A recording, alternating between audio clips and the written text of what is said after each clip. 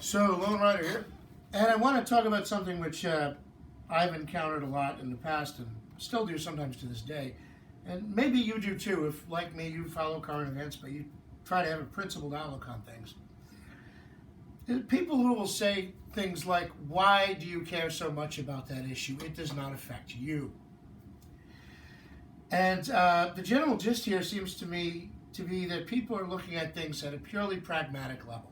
If something doesn't have a personal impact on you right now at this time, then you shouldn't even be concerned about it. Maybe you shouldn't even be aware of it.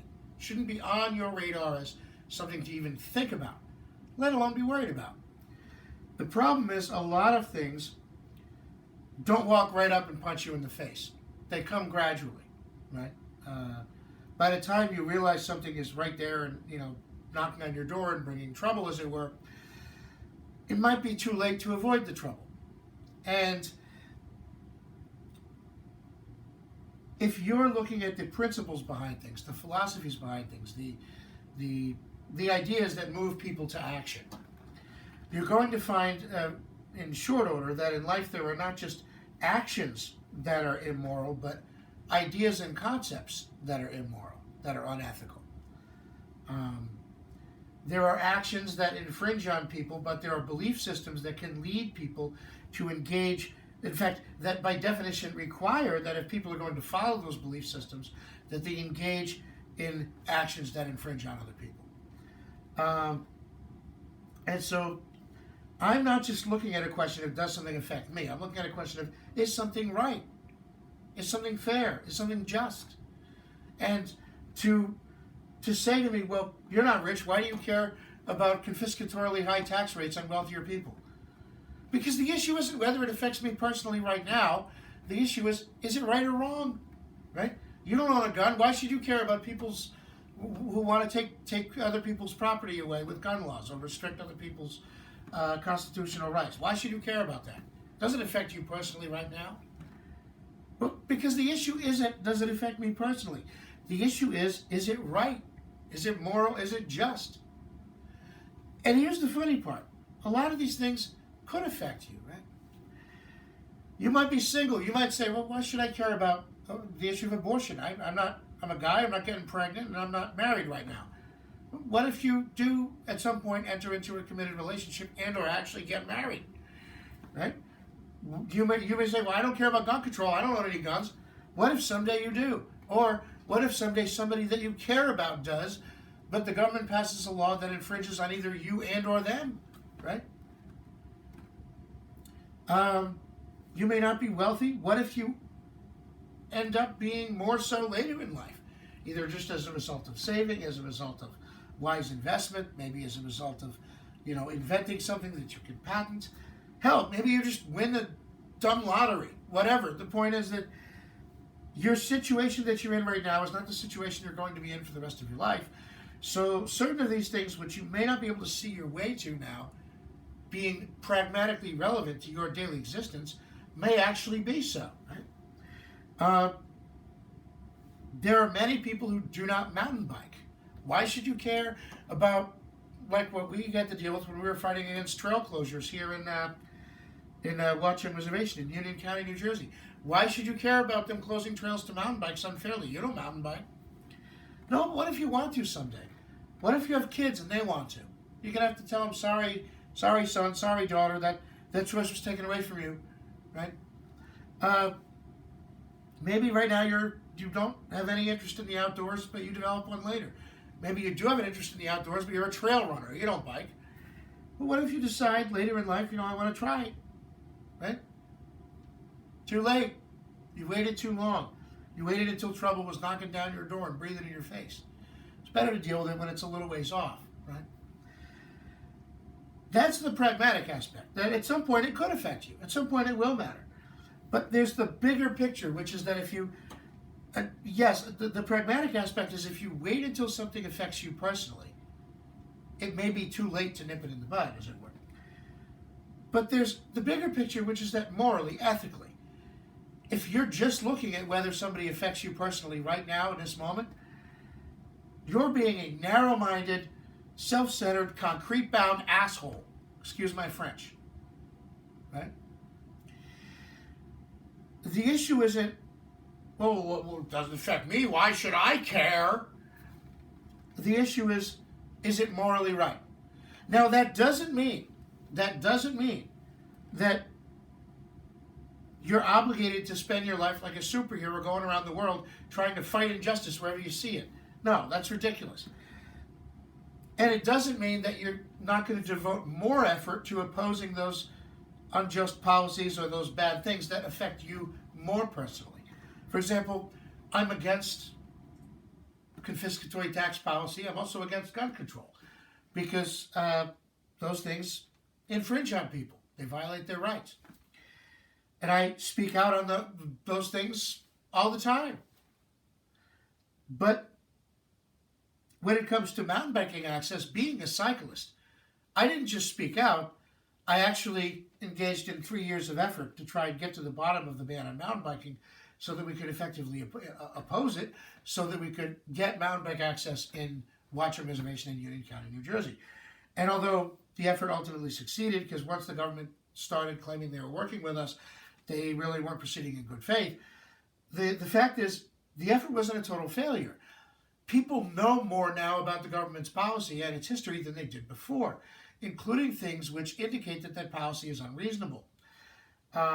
So we weren't able to undo the ban, but we were able to dig up enough stuff to indicate to people who are willing to look at the facts that the ban is wrong and should be undone. And ultimately, I did even have to, at one point, sue the county government to turn over information that they were abusing an Open Record Act request to hide. Now, the reason I later found out was that it showed that the threats they were making to confiscate people's bikes for violating the mountain bike ban were not legally based, and that they'd actually been warned by the county police not to make these threats because, as the county police specifically stated, that's misleading. You can't take the bike just because it's being ridden in the park. No wonder they, basically had to get sued and spend, my lawyer's bill was over $4,000. I don't even know what theirs was. But since they settled and turned over the information, they had to pay all of it, both sides. It's no wonder they were willing to spend perhaps tens of thousands of dollars to hide this information. Because it shows them making an illegal threat, not just making it, but posting it on signs and kiosks throughout the park for all to see. Wow, yeah. Now, thus far, nothing has come of the fact that I've exposed that. Unfortunately, there's this empathy where people, again, are like, well, I don't bike, so why should I care? Well, I think we should all care about how our government is conducting itself. That nobody benefits from living under bad policy, whether it affects you personally or not. And the bad policy, whether it affects you personally or not, is bad policy. But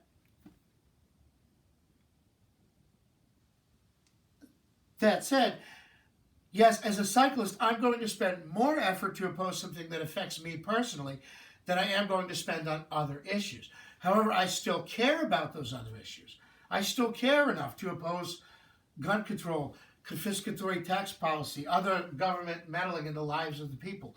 These things still matter to me. Why? Because I'm not looking at things. Yes, it would be foolish to ignore whether something affects you personally or not. But the thing is, that's not the only yardstick.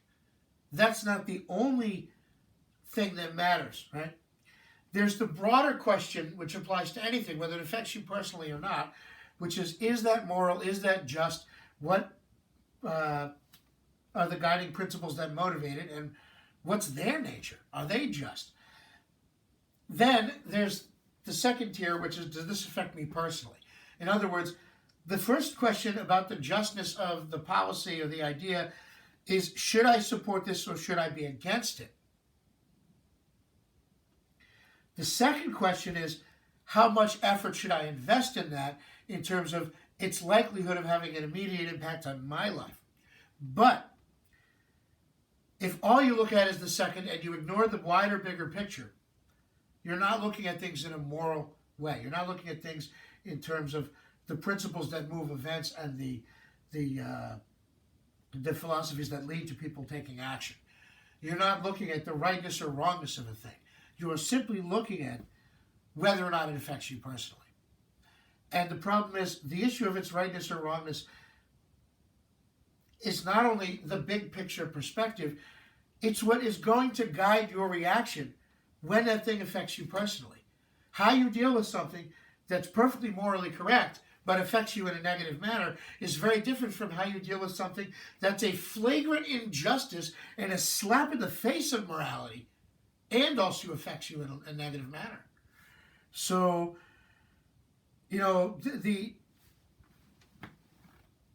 these two things are both important ways of looking at things. But so many people don't even do the first. They never consider whether something is wrong or not.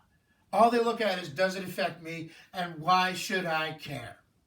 And I keep coming back to that because what you get all the time is, well, why should I care? It just affects those people over there. You should care for two reasons. Again, one, it's part of having a worldview that allows you to accurately assess events in the world and their relationship to you. But beyond that, do you want to be an a-hole? Do you want to be such a narrow-minded, concrete-bound jerk that they can see injustice happening all around them, and yes, I understand they're not going to get up and maybe bust their hump to try and stop it, but they can at least acknowledge that it's unjust. And that's the thing. The question isn't, are you going to go out there and spend your life fighting for stuff that's not relevant to you? The question is simply, are you going to acknowledge that other people have rights and interests and lives, and that infringing on those is just as awful as infringing on your life? It just doesn't affect you as much. Not directly. Not right now. But that's not to say that it doesn't affect those people and that it's not morally wrong. And lastly, of course, there is the pragmatic aspect of, if you wait until trouble comes knocking on your door, having turned a blind eye to the injustices suffered by everybody around you and the government policies that infringe on everyone around you, what on this earth makes you think that anybody is going to lift a finger to help you when you have spent your life saying, it's just happening to somebody else, why should I care? What makes you think when it does finally come down to something that you care about being infringed on, or your life being infringed on, and you say, oh my gosh, all of a sudden, now this abstract political issue is a real thing. Now I should care about it. Yeah, but who else will? If people care about it, it's going to be because they care about the principle of the thing. Not because they care about you, right? Because you have spent your life callously turning a blind eye to the idea of even acknowledging that bad stuff happening to other people was wrong. I'm not saying you got to go out there and spend your life fighting on behalf of other people. I'm simply saying, have the moral decency to acknowledge when a policy or a stance or a philosophy or a worldview is unjust or can lead to unjust actions. If you can't even do that, what makes you think anybody's going to bust their butt to help you, right? Which leads to the last thing. While individuals can make great strides in formulating new ideas and even whole philosophies, and while all effort ultimately is individual effort, it's individuals working together that makes possible many of the things that have to be done when you're confronting something beyond an individual instance, right? If I want to invent a new type of bicycle hub or motor, and I have the requisite skill and ability, I could conceivably do that. If I want to draw a nice painting or something, a nice picture, and I have the artistic ability, I could conceivably do that. What if I want to overturn a government policy? I have to, by definition, involve more people than me, even if it's just trying to convince them to get up and vote. Why? Because at the end of the day, government policies need more than one person to make them and change them. So, by definition, when you're talking about opposing an injustice that's a result of a bad policy or a bad policy decision, it has to be a cooperative effort beyond one individual. One individual can do almost all the research, or all the research, as in many cases, Block-Young. But at the end of the day, if he doesn't get other people on board with what he's trying to do, or if he doesn't get enough people on board, or he doesn't have enough influence over the people in the government who are going to have to be made to listen and can't somehow vote them out or replace them, then it's not going to happen.